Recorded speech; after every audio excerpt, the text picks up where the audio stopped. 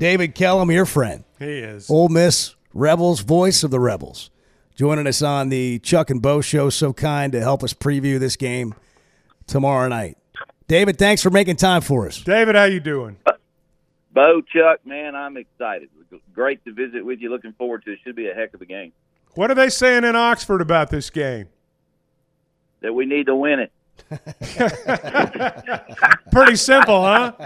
Pretty simple, man. No, it's been interesting. We've had some really good games in the series through the years, and I think what people forget is the history of the series.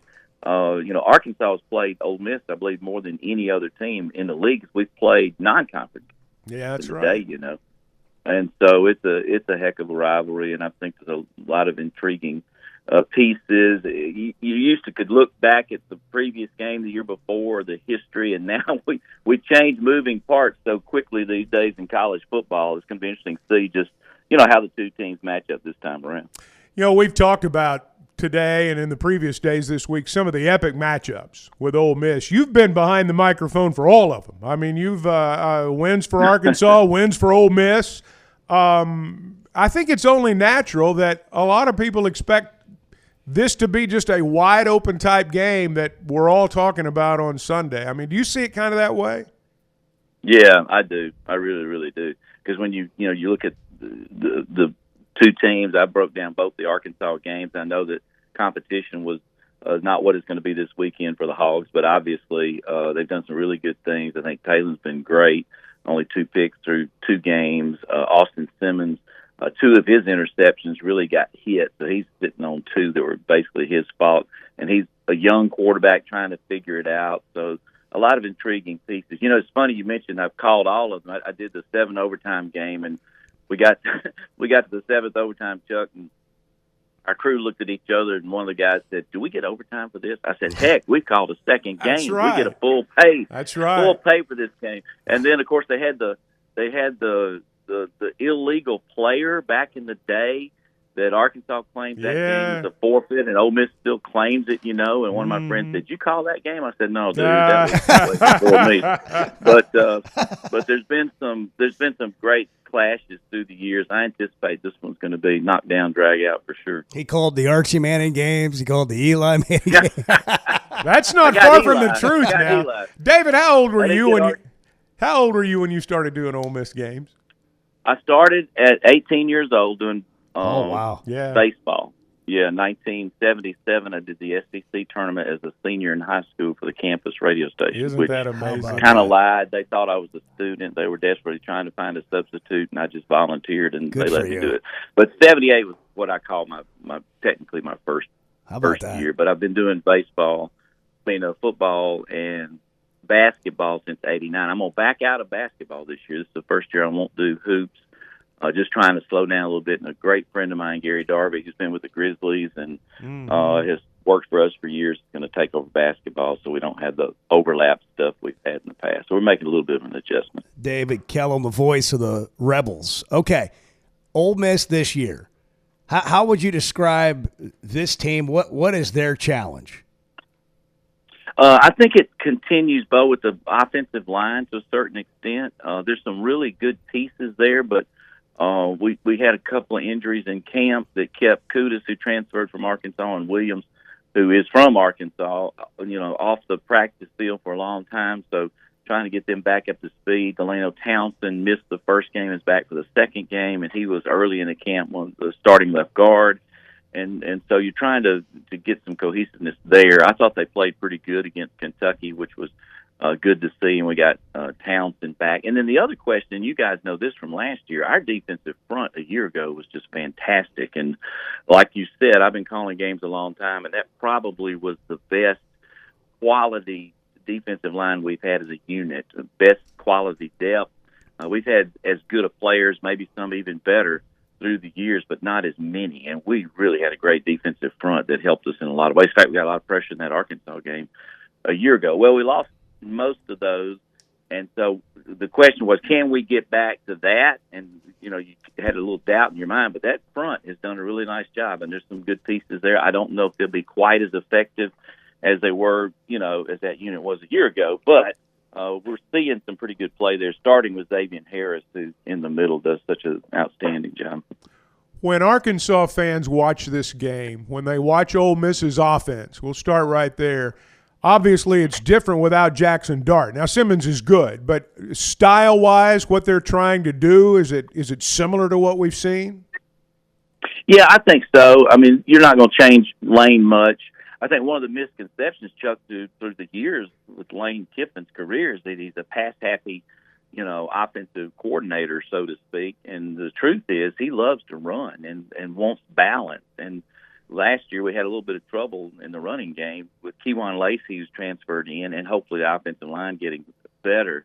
I think you'll see the running game be on the shoulders of that room, the running back room, as opposed to the quarterback. I mean, Jackson Dart saved us game after game with his feet. I mean, he really did. I don't know if they're going to want him to run as much in the pros, but he was pretty much the running game to a certain extent. Austin is not going to run as much. He'll run, pick and choose his times. He's not as good a runner, but has a rifle arm. You'll love watching him throw the ball. He can really rip it. But I think that's maybe the difference, is hopefully shifting the weight of the running game back to the running back room. Are you expecting Austin Simmons to play, David?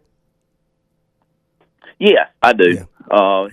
He got looked like an ankle rolled up in the Kentucky game. Came out. Trinidad Chambliss, who's been a great addition to the program too, came in for a little while. But Austin did come in and take the final snap. I don't know what the purpose of that was, but he came in and took a knee at the end. But I do anticipate him playing in the game. What about this game in terms of just handicapping it? What do you think it comes down to?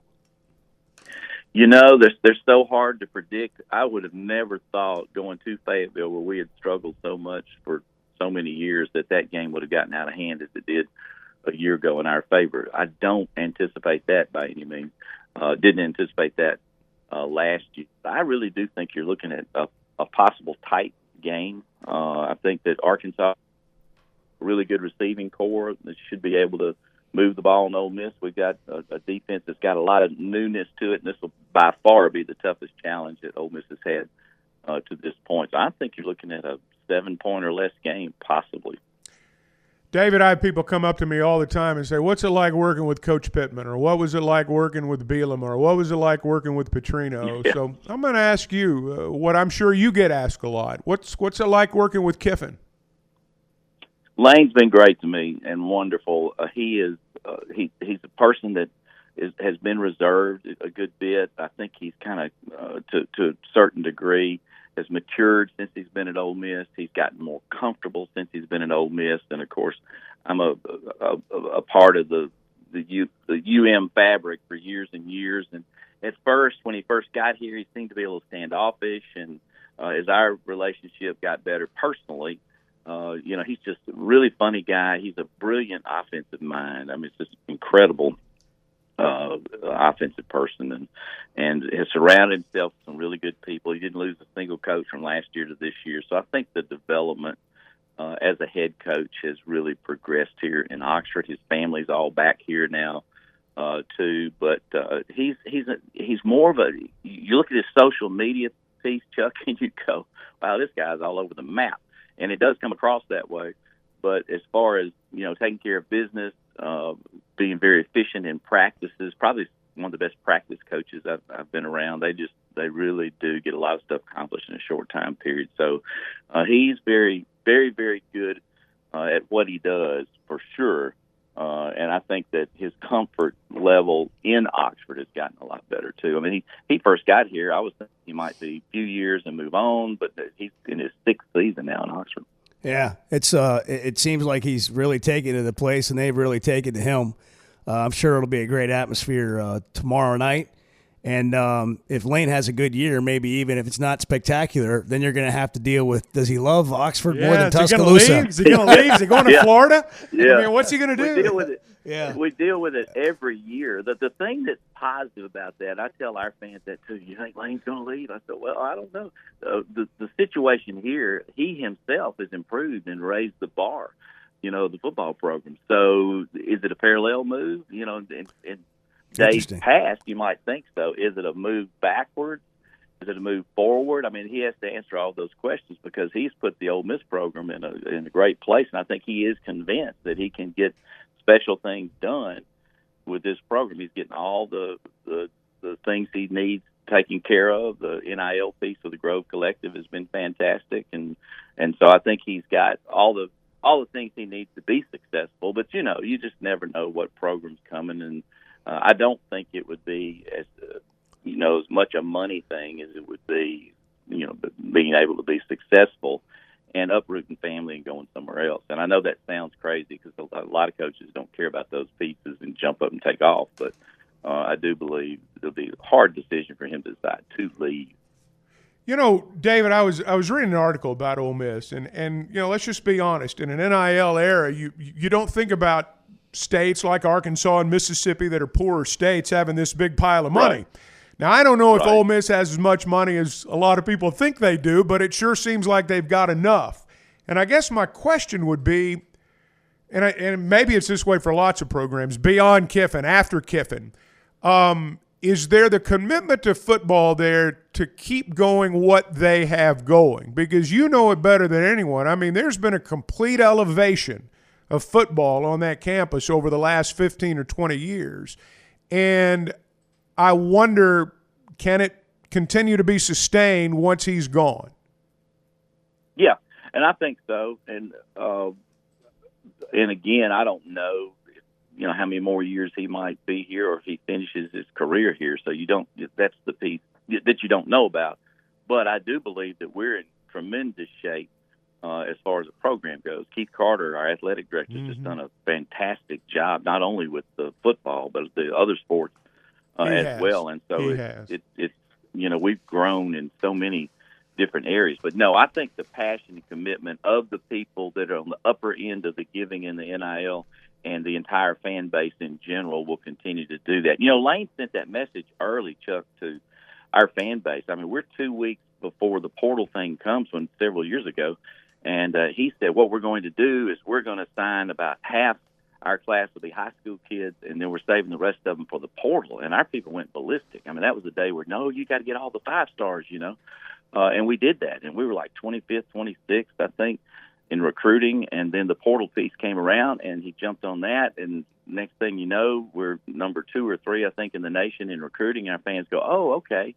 And so I think that his grasp of the portal was huge early on. I mean, he was a pro coach for a while, and he just has had a pro mentality about it. And I think our people now are all on the same page and pulling in the same direction as far as the program goes. David Kellum, voice of the Ole Miss Rebels. He'll call the game on their radio network tomorrow night. David, thanks for making time for us. Appreciate you. Thank you, David. Man, appreciate you, Chuck Bo. You guys have a good day. Hope to see you in Oxford. You bet. Absolutely.